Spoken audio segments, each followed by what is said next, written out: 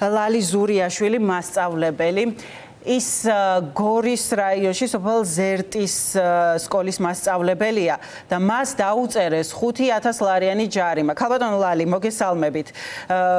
მადლობა გადაცემაში ჩართვისთვის, რომ არ შემეშალოს. 5000 ლარიან ჯარიმაზეა ხო ლაპარაკი და გედავებიან რომ რუსთაველზე აქციის დროს გზა გადაკეტეთ. სწორია ხომ ეს? დიახ. კი ბატონო, ახლა ამ ბოლო დღეებში ჩვენ ვნახეთ უკვე რომ დაკავებებზე გადავიდნენ აქტიურად.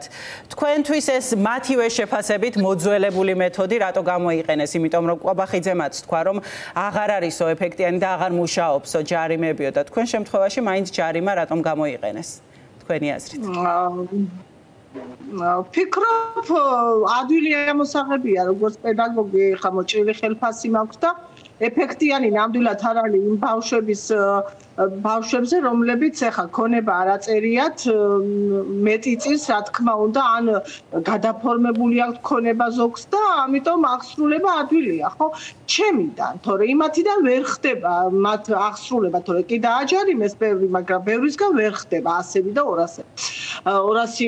1000-ები აქვს ბავშვებს ჯარიმები, მაგრამ ერთმან უკრას ესე იდარჩება, მთელი ცხოვრება ხო უნდათ ამათ არსებობა, ან სამსახური არ უნდათ, ან მომავალი არ უნდათ. ეს ხო ფაქტიურად პატარა გოგობიჭებისთვის წარმოგიდგენიათ ხახ რომ 100 და 200.000 ჯარიმა აქვს. ერთ-ერთ მეგობარს იქ გავიცანი ქალბატონი თავდაპირველად ყურადღება მიიღო რომ ისა შეკერილი ქონდა ჯარიმის ფურცლები.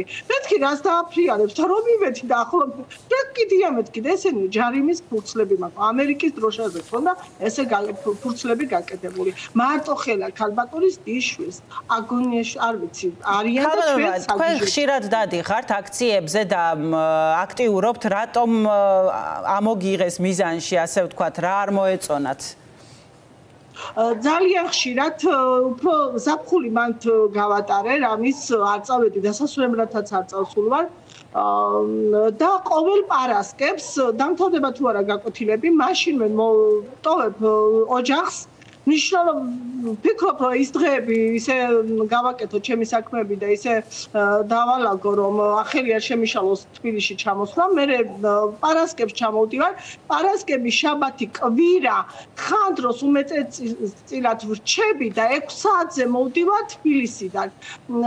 ხანდროს ვრჩები, ხანდროს ვერ მიხერხდება და რაღაც სხვა თუ საქმე მაქვს კვირას ბრუნდები, მაგრამ მე აი შარშან თითქმის მთელი ზამთარი 6 საათზე დგებოდი სიბნელეში რომ ჩამომესრო სკოლისთვის. ვერავინ ვერ იყოს ან სკოლა გამეცინოს, ან დამეგვიანოს. იმიტომ რომ ისე ავაწყეს ჩემი საათები და ისე თქვათ თუ რაღაც გამიჭირდებოდა ტაქსითაც ამოვიდოდი, მით უმეტეს შიგორში არ ცხოვრობდა, სოფელში უნდა მისულიყავი.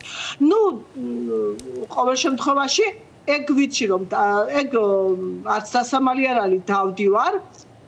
მაგრამ გზას ნამდვილად არ. კი, აი, მაგრამ ამ ბრალდებას არ ეთანხმებით, ხომ? რა მტკიცებულება თუ არსებობს, არ ვიცი, რა რითი გიმტკიცებენ რომ გადაკეტეთ? არაფრით, მტკიცებულება რო გქონიყოთ, მაშინ ამ მტკიცებულებას, რა თქმა უნდა, მომცემდნენ სასამართლოს, თავისუფალი სასამართლოს საშუალებას, თუნდაც უსამართლოს თავისუფალი სასამართლო არ არის, ეგ კი ვიცით, მაგრამ რა სასამართლოც არის, იქ ხო მაინც შემიძლია, რომ ვიხილო, დამანახო, როდის გადავკეტე გზა, ან საერთოდ სავალ გზებს საერთოდ ვერიდები რა. ან ვარ იქ სკამები როა პარლამენტის წინ დგევარ, ხან ვჯდები, ხან კიბეებზე ჩამოვჯდები, ხან მაინც დაღლილი გორიდან ჩამოდი და ხშირად მიხდება ხა სკოლის მერე იქ ჩამოდი, ხან უფრო იქით ვარ. ის ვიცი რომ მე რო გადავკეტო, ამას გამიკეთებენ შეგნებულად და იციან რომ დავდივარ.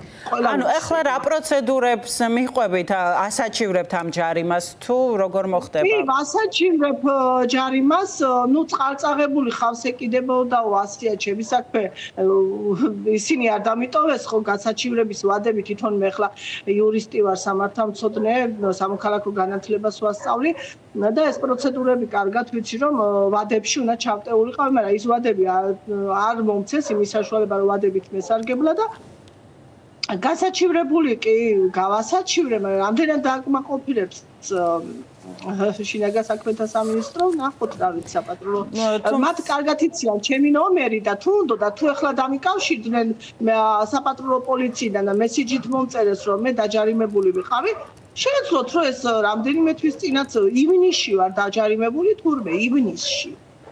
და თქვენ როგორც ვიცი მზად ხართ ხო იქ რაღაცა მკაცრი ზომებისთვის, მაგალითად იმისთვის რომ ხელფასი დაგიყადაღო? შეიძლება ის მოხდეს. და აუცილებლად დამიყადაღებენ ხელფასს ეგ გამორიცხულია, იმიტომ რომ მაგათ ეს ქონდათ ბუნებაში რაღაც თქონდა დამსაჯონ, ხო? თორე ახლა კი ბატონო თუ კი ორი კვირა ჩამსვამენ, დიდი სიამოვნებით მიჩვენია 5000 ლარის გადახდას, მაგრამ ყოველ შემთხვევაში მაგათ იციან ეს ვისზე უნდა გამოიყენო პატიმრობა და ვისზე ხელფასიდან ამოხება, რაც თავისთავად მოხდება. კი ბატონო, ნახოთ როგორ განვითარდება თქვენი საქმე. მადლობა გადაცემაში მონაწილეობისთვის. ლალი ზურიაშვილი. მაგრამ ერთი რამის მამინდა კიდე თუ შეიძლება რომ ამით მარტო ერთ ჯარიმით არავინ არ ვარ ხახნო დაზღვეულები.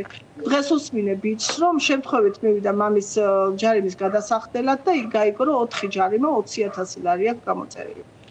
არ ვიცი, აი საგიჟეთში ვცხოვრობთ, მაგრამ ამ ქვეყნიდან წასვლას არ ვფიქრობ.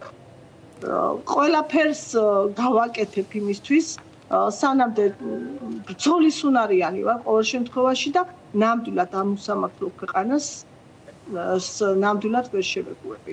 ვიბრძოლებ. კი ბატონო, მადლობა კიდევ ერთხელ. ბრძოლებთან ერთად და მინდა აქედან გავამხნევო ის ჩემი სინდისის პარტიმრები, რომ რამდენჯერ ვინმე მითხრა შინაურმა თუ გარეულმა, რომ რაღაც მიდიხარ, ხო იცი არ შვილებზე არ ფიქრობ. მე ისინი ჩემი შვილები არიან, ჩემი მომავალი თაობა და რასაც ვაკეთებ, არ გავჩერდები ბიჭებო, იმიტომ რომ ვიცი რომ ჩემი იმედიც გაქვთ ერთი რა თქმა უნდა უგური მეც ვარ იქ რომ მეც იმედიანად მიყურებ და ვიქნები თქვენს გვერდით სანამდე შემიძლია კი არა უნდა შევძლო